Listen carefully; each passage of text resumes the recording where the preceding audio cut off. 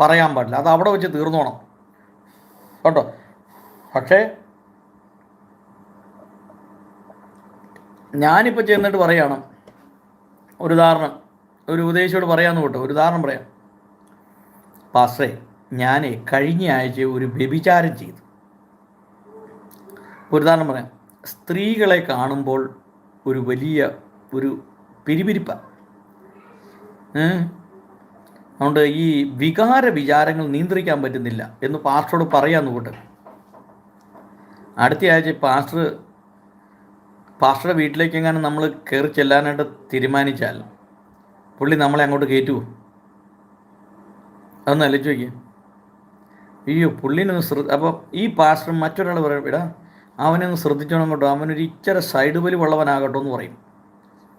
അവന് ഇച്ചിരി പ്രശ്നക്കാരനാ, അവനൊന്ന് സൂക്ഷിച്ചോണം എന്ന് പറയും.